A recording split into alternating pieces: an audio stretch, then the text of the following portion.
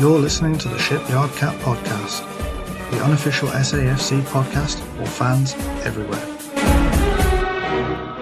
Hello and welcome back to another episode of the pod. We're here today to talk about the big game of the weekend.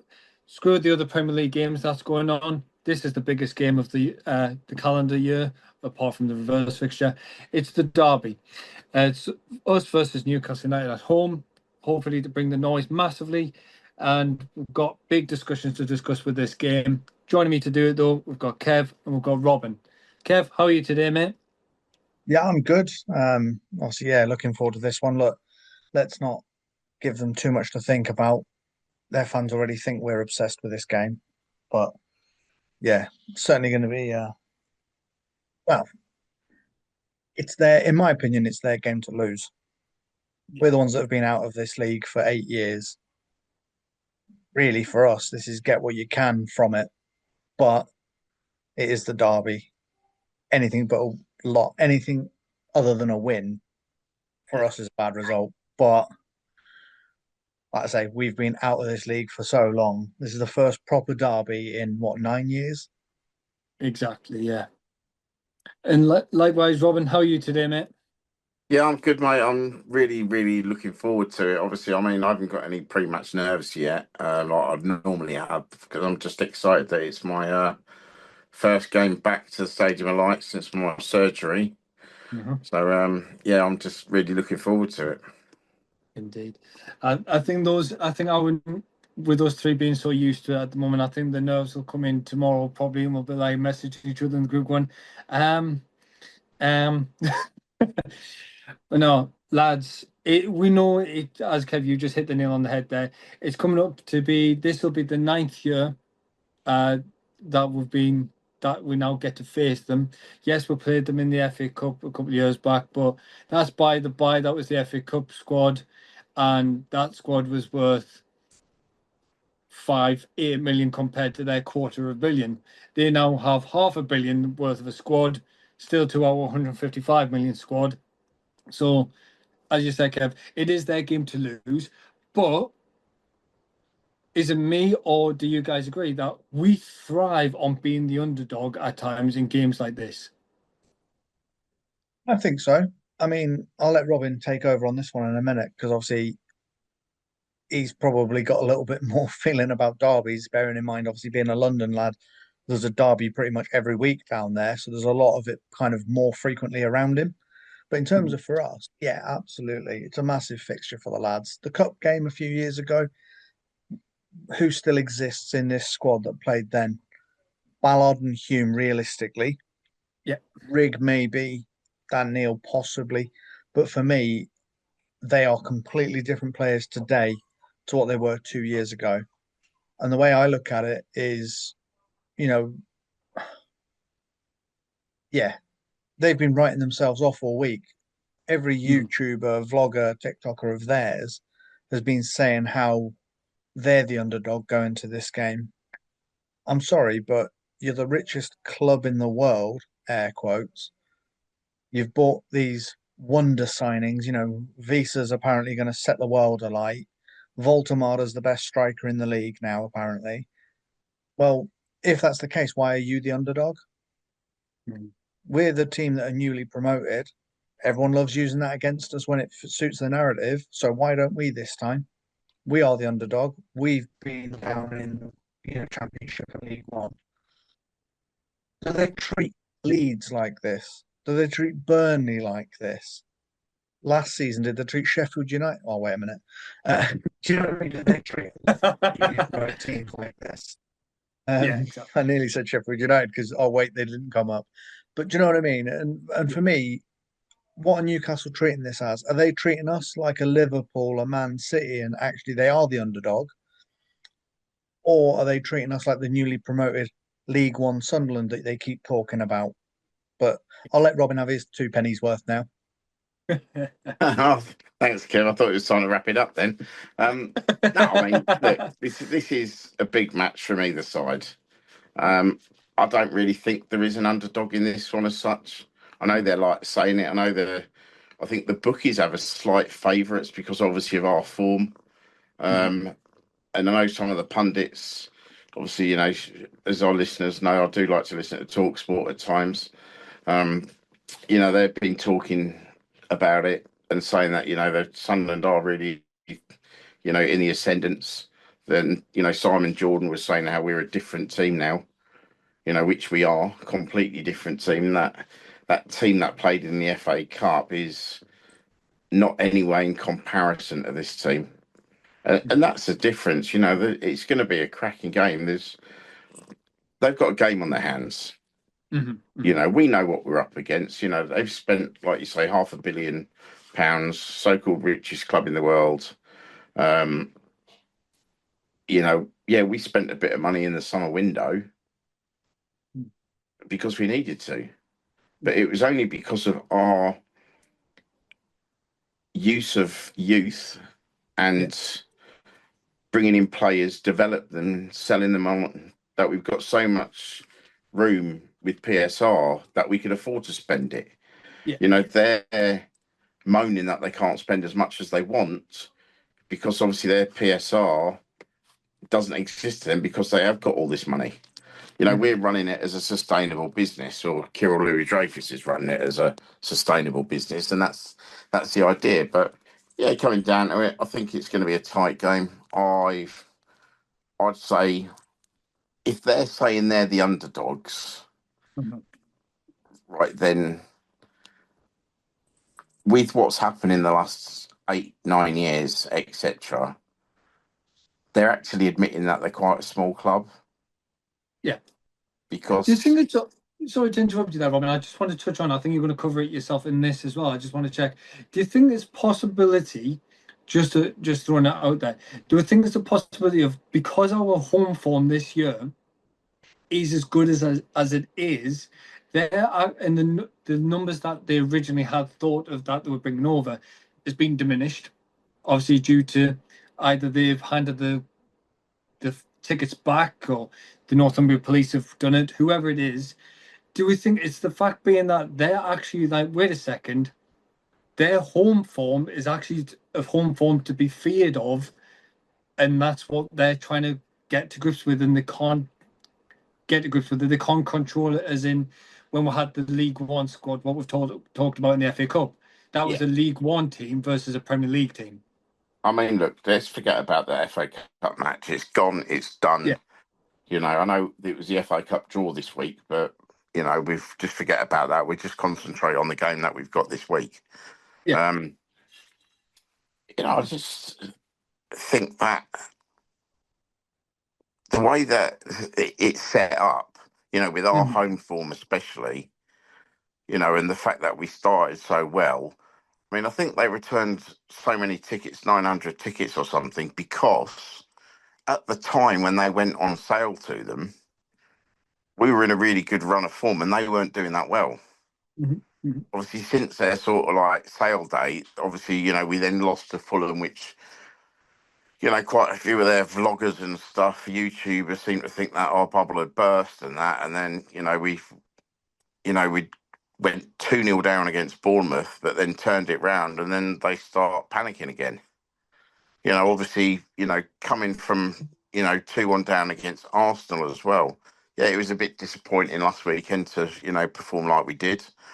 But like I covered in the review of that, I think that Xhaka and Siddiqui were at about 90% that game. I don't think they were like really fully committed because they wanted both to play in this game.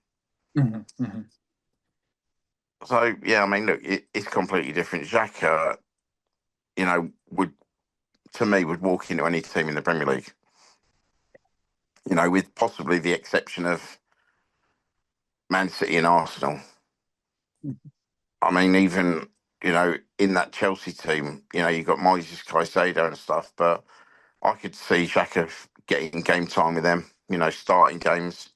Certainly with Liverpool, with their form lately. I just think he's an absolute quality player and, unappreciated at Arsenal. And yeah, I think he's been the signing of the season. And, you get them stupid comparisons, don't you? The weeks before about, a combined team and everything like that.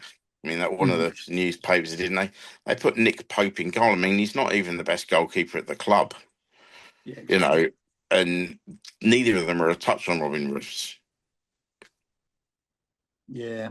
I just wanted to bring like that kind of thing up there because obviously the Premier League released a video, I think it was yesterday at time of recording. This is ideally where I would like to see if I can get Kev's thoughts on it. Is the Premier League did the video of obviously the build up of the game and it featured Mary Poppins talking about his missed penalty and then the penalty that he scored at the Stadium of Light. And it had Phillips talking about how important the game is for the Northeast as a region. And then it had obviously Frankie talking his thoughts and opinions as well. But to me, Kev, because obviously you do video development and stuff like that and you do editing, that was actually a good piece of material from the Premier League to produce, and it wasn't biased to one side or the other, if that makes sense. Yeah, I mean, was it a good video? Yes. Was it a good advert for football in the Northeast? Yes. The bits I found funny when I watched it back was obviously they went to a local business. They went to the back page in the Metro Centre. I Yeah. don't know if any of you have been in there recently. Um, it couldn't be more black and white. So yeah, they kind of didn't explore their options, shall we say. Um, it felt like they had more Newcastle fans that they interviewed, but it is what it is. The thing I found funny was when Shearer said, "Oh, the Northeast are humble, hard-working, respectful people." They didn't show the edit of them punching horses and the rioting and running around the city centre with towels on their heads, because that was really civilized and respectful for their community. Um, yeah, there was a few bits in there that I thought they were edited favorably, shall we say. But no, in terms of the actual content, it was good. Mhm. Obviously, they used um, a bit of it felt like the start of Sunderland Till I Die. Mhm. Obviously, using the Reverend and stuff like that in it, or the Vicar, which was a nice touch. It was a bit of a sort of nod back to what we were. But yeah, one victory that they had, obviously the 4-1, and Shearer making it all about the fact that that was, must have been fate. That was the last time he ever kicked a football. Like, it wasn't about you, Shearer. Yeah, Bugger off. exactly. That was the only Yeah. thing I was disappointed with was the way they edited that almost to be like I don't know, almost like a homage to his career. Yeah, exactly. You've It made was a one bit impact strange. in the derbies, and it was Yeah. that. Yeah. The rest of It it, was like, why it didn't He they was a show the did. bit videos of strange. Krull It did looking impact awful? another one when Tommy Sorensen saved the penalty. But they didn't mention That's that. what that's what I'm touching on because the literally covered that for a split 2 seconds of going, yeah, you missed that pen, and then decided to go on a 5 minute run of him talking about he One scored this penalty he penalty, scored. and it's just like, okay, crack on, mate. Like you scored a penalty, big whoop, effectively. Yeah. Move on. On the flip of that, though, this is where I want your thoughts, Robin. On excuse me, was the Sky put a few months back out there for auditions for effectively Sunderland's Got Talent, so to speak. And I wanted to get your thoughts there, Robin. Obviously, the winner was a lad called Dan, and the quote as quote unquote what Wilson called him was Dan, not Dan Ballard. And his comments in regards to he had heart surgery a few years ago, apparently, and he came out with a lovely comment of saying, "I had a heart transplant, unlike Alexander Isak." And that, if you watch that back, and just the top of the draw for me was just Wilson Isidore breaking as much as he could. He was literally crying with laughter. Do we think it's more the camaraderie now within the lads there that can just go, you know what, that is absolutely hilarious. We can just crack a joke over that and crack on. And that's not us going, oh, you know what, we're bothered about Newcastle. That's more, you know what, look what's happened. You had something that was special. It's now gone. I don't know. It's they're footballers. They're laughing at a joke. We've got a great squad. You can see that by the way they all play together. Yeah. They're all out there for each other. It's not a team of individuals. Mhm. It's an actual team that work well together. Whereas obviously, you like you say, Isak and that he's gone. He made it all about himself in the summer. But Anthony Gordon did that when he was at Everton. It's quite funny how one of them's a rap for doing it to them, and yet the other one's absolutely fine because it benefited them. It's like Wissa as well. Yeah. The way he acted with Brentford. There's no difference in the way that Visser, Gordon, and Isak did things, went about their business. The only difference is that Isak actually moved away from them, where the other two did it to force a move to them. So, selective, what's the word? Morality, I guess. Yeah. Which, I mean, when you look at their owners and what they do, the human rights record, they really shouldn't, spout out too much rubbish, really. But look, let's just concentrate on the football side of it because I think that's what's important. Yeah, so speaking of the footballing thing, obviously, news came out of obviously about both sides in the past couple of days by about from James from the Sunderland Echo. He's alluded to a couple of things today as well, saying that obviously there's a potential. Obviously, there's no guarantee. Obviously, we've not heard the press conference yet, but Diarra is apparently well and could possibly feature off the bench. Obviously, we don't know if that's for certain. It's one of those, if he's available for selection, will he be used by Regis? We don't know. Obviously, I'm going to get your guys' thoughts on if that is the case and he is ready. Would you rather him say come on for the likes of Siddiqui, I say the 70th, 80th minute, just to give himself some more match fitness? And then the likes of, he announced today that obviously they've got a few setbacks. The likes of, I believe it might be Joe Linton pulled a groin. This has not been well this week. Stuff like that. Obviously, we're not too bothered about their ins and their outs because I think Regis is not going to be bothered how they line up. It's going to be what can the lads do to punish them. So my big question on that is Diarra. What's our thoughts? I would love to see him be able to play a full 90, come back straight in the fold, and absolutely half Anthony Gordon. That would just be tremendous for me, and do a Lee Cartmore-esque. Or would we prefer that being Xhaka?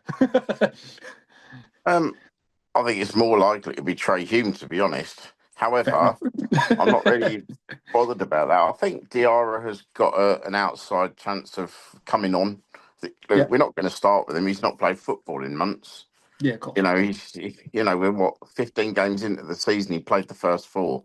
So he's missed a massive chunk of the season already. So we've got to be sensible with him.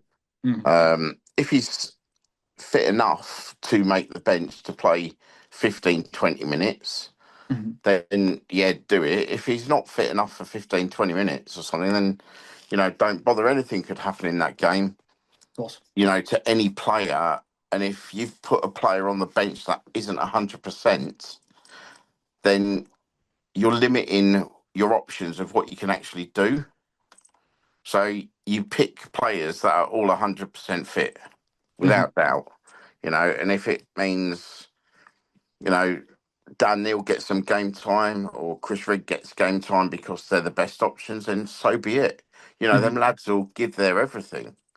I mean, that's one thing that this squad are doing. They're giving their everything. They realise how important the club is. As regarding the other lot, I wouldn't take too much into what they're saying about players picking up little knocks and stuff like that, because they're going to say that to try and trick people. I mean, to me, I don't really care who's playing, for them. It's, they've got some really good players. Obviously, their midfield three, so to speak, with Tonali, Guimaraes and Joe Linton, if he's playing or if he's not playing, that they are a good middle three. But, with Xhaka, Siddiqui and whoever else they put alongside them in the middle, I think we've got more than enough talent to cope with them. I actually think Joe Linton is going to get a red card. He's been pretty close to on, the last few weeks, in various games. And I think with the passion and the feistiness that there's going to be, I can see that. I can also possibly see Anthony Gordon getting sent off as well, getting a bit frustrated with Trey Hume. You know, Trey Hume is quite good at taking the ball and the player. And I think Gordon won't like that. You know, I think was it against Arsenal where he made an absolutely fantastic tackle. Yeah. You know, took both the player and the ball, or the ball then, you know, then followed through sort of thing, but not dangerously. It's just a well-timed tackle. Yeah. So, yeah, I can see it being it. Also, on the other side, they're probably going to target Siddiqui. Obviously, after, you know, seeing him, you know, getting his punishment and stuff with his yellow card and that, and possibly Ronaldo, obviously against Villa for his petulance. So look, they're going to target people. We're probably going to look at targeting them. You know, but going from sort of, you know, back to front, I think we've got the better defence. I think, you know, our players are there. You know, so I don't think I'd pick any of their defenders over what we've got. You know, certainly not their goalkeeper. Midfield, I'll say we're pretty much on a par. You know, up front, yeah, they've got a giant of a striker, and obviously, you know, they've got a giant of a left back, because if they continue to play, even though they've got a much better left back, that doesn't seem to get a game. You know, I don't understand that one myself.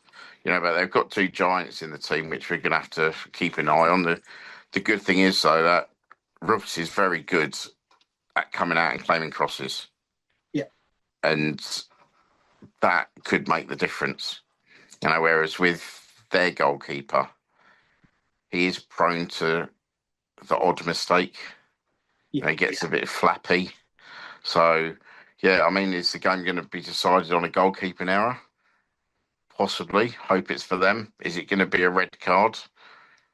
I think it's going to change it, and I do think one will happen. Yeah, indeed. So touching on that then, this is where, if I can, I'll bring Kevin to the mix there for us for this bit. Would we see a change in the back line, as in would you go stick four at the back because you're at home, and obviously our confidence is high with the back four at home, and we push on, and I know with Arsenal we changed it to a back five and it worked. Would you see us go to the back five for this game? And in regards to leading the line, would you go with Wilson because of his pace and the fact being he is quick on the counter attack and he's that, or would you use the troublesome of the likes of Bobby, where Bobby's not going to take any rubbish and he will literally bully defenders around? I think that's where, when you were mentioning about Diarra, I think that's where he comes on in the last 20 minutes. You know, Newcastle, if you listen to the comments on Talk Sport and BBC Newcastle, they can't see a game out. They're really struggling in the last 20 minutes. And I think that's where Regis will play the ace up his sleeve, so to speak. I think that's where you'll see the likes of Diarra, Brobby come into their own. Back four or back five, I can see it being very similar to sort of how we set up against Liverpool, where he sort of has that flexible back four, back five rotation. And if he plays the likes of Trudia, he can almost say to him, right, go up to the midfield and get involved in that rather than sitting at the back. Obviously, I know what Robin was just saying there about Joe Linton. Obviously, he's rumoured to have picked up a knock against Marseille. No, whoever they played the other night. I don't pay attention to their games, to be honest with you, unless it's, you know, against us. Well, to be fair, I was watching the under-18s. Yes, that was on as well, wasn't it? But yeah, apparently he's picked up a knock in the Champions League this week. But is that, like Robin said, is that you know, Eddie Howe just playing clever with not available, and then actually here he is, he's going to do the full 90. But yeah, for me, I personally would probably go back five to start with, because they're going to come out at us aggressive in the first 10, 15 minutes and then go from there with it. But we shall see. I mean, Robin, what's your take? Do you think they come out swinging? Yeah, I mean, they do have a high press. I think they're going to try and use that. Obviously, we are calm at the back now with Roofs in goal. You know, we seem to. I mean, look, Arsenal's press didn't really work, you know, but they got pace there. But I think with what we've got now, I think we're going to control it. I think Wilson will start though, Adam, and I Yeah. think that's probably the reason why, because if we can catch them on a high press and go through the lines, Wilson's pace is going to be invaluable. Yeah. Probably's not slow, but obviously Wilson's, is like an Olympic sprinter compared to Bobby sort of thing. I mean, it's Mhm. a bit of an unfair comparison. Yeah. But there is a huge difference in the pace of the two players. Yeah. Obviously, Bobby's strengths are his strength, Yeah. where Wilson's are his pace. Mhm. So I think it will be Wilson that will start the game. I think Robbie will come on at the end because, like Kev said, they do get tired. Yeah. And we can then maybe use that to bully them about a little bit more. Mhm. So yeah, I think Kev's right. I think we'll go with a rotating back five, but obviously we've seen it so many times that Trey Hume comes up into the middle. Yeah. And I think that'll be the case again. That Trey will be that sort of extra midfielder when needed. Mhm. Mukiela's more than capable of keeping Anthony Gordon quiet, I think. And it might be that we go with the back four. We'll look at their setups. They, generally only play the one up front, in a 4-3-3. So we might match them to that. Mhm. Like I say, we might, we might go two up top even. Yeah. You know, It, it, it it it you know, leans on to what you said in the past, doesn't it, Robin? Where you've said that with Regis studies the opponent, so he'll take game by game, but what he'll have done from Saturday last week, he would have went right. That game's finished with. There's your rest day. But while all the players are resting and getting themselves ready, he's probably hasn't rested himself. He's went straight back to the office. Went right. Okay, Newcastle's our next opponent, and studied their entire. Like, would watch their game.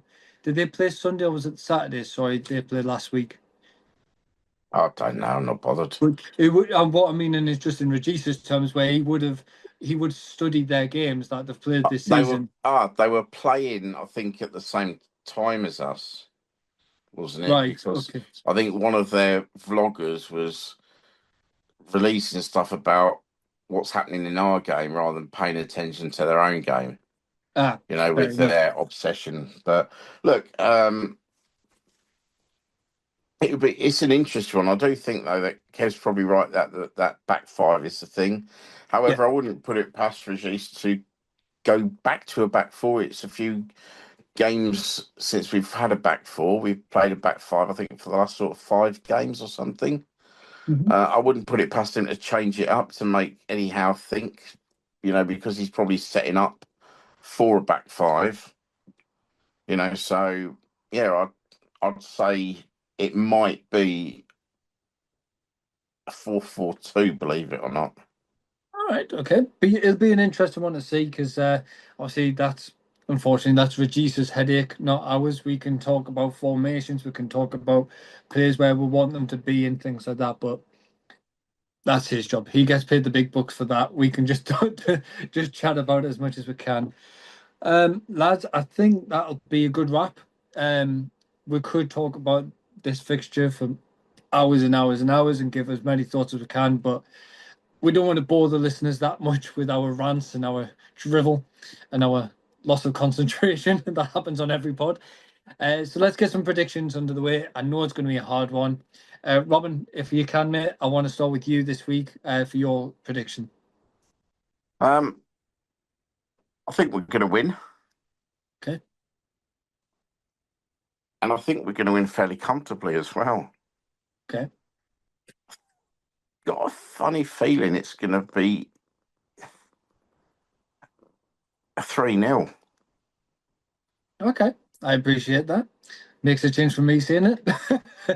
Kev, come on then. Hit me with your prediction.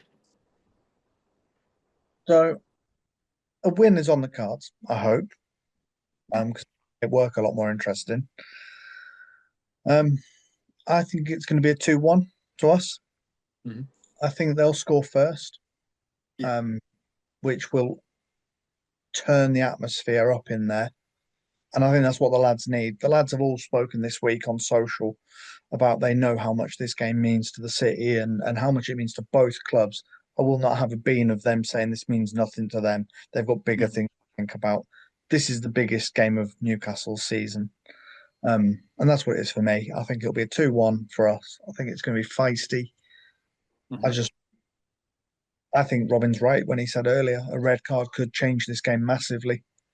I think they're probably going to have the likes of Bruno Guimaraes. I think he's the player that will be targeted because he is a hothead. Yeah. And if the pressure gets put on him, he'll snap. I think he'll struggle. I think Siddiqui will wind him up and then Xhaka will just finish him off. But it's going to be an interesting one. I think Joe Linton won't. Well, I don't know. Joe Linton's like I said to you a minute ago, could feature, might not feature. But yeah, put me down for a 2-1 win on this one. And the big thing really from me, but before I suppose we'll wrap it up, is I just want our fans to try and stay safe. Obviously, we know this is the first time the derby's happened in a long time, and the unwashed are being allowed to make their own way to the ground. There's no bubbling. So that means they're going to be getting in places they probably shouldn't be. And I just think there will be spots of bother. So if any, listeners are going, please just look after yourselves. Yeah, definitely. Yeah, can I just quickly get in there, Adam, before you give your prediction?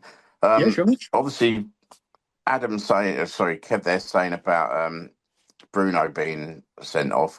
It could be Tonali, depending on how much money he's bet on himself to get one. I was just about to say that myself, so you took the words out of my mouth. I was just about to, well, just quickly there, just to know, Kev, there, you both have said there about winding Bruno up. It's not just Bruno that you've got to worry about, that he's the hothead in that team. As you've mentioned, it's Bruno. Joe Linton's fit. Joe Linton's a hothead. And Anthony Gordon is a very hothead if he doesn't get his own way. Since he's got that bandana in his head, all he wants to do is whinge like a little girl every single time. So we don't care about them. All we're bothered about is 3 points. 2-0 for me. I think we will keep the clean sheet. I think Roos will be solid, as he always is. I think, as you've mentioned there, Robin, he's very confident coming out and claiming. She's not going to be bothered about the height of Valdemade. He's not going to be worried about the height of Dan Burn. If he needs to, he'll punch through them to get to the ball. I think that's the style I think Roos has got in his locker. So keep me down for a 2-0, and as Kev said, keep everybody safe, secure, getting yourselves there. And as ever, everybody, thank you for listening in. It means a lot. We've tried to cram in as much as we can. Thanks to you, Robin, joining me. No, thanks, Adam. It's been a pleasure. Cheers, man. And a thanks to you, Kev. Yeah, pleasure as always, mate. Like I say, it's certainly going to make for an interesting weekend. And do you know what? I do kind of wish the derby was on Saturday because that's one day closer. And yeah, Sunday's just so far away. Don't say that, the notes would be even worse. If it's on Saturday, it means you don't have to go to work the next day with a celebratory hangover too. True. This is true. Well said, boys. But no, thanks, lads, for joining me. Pleasure. Everyone, thank you again. And as ever, we'll see you on the next one.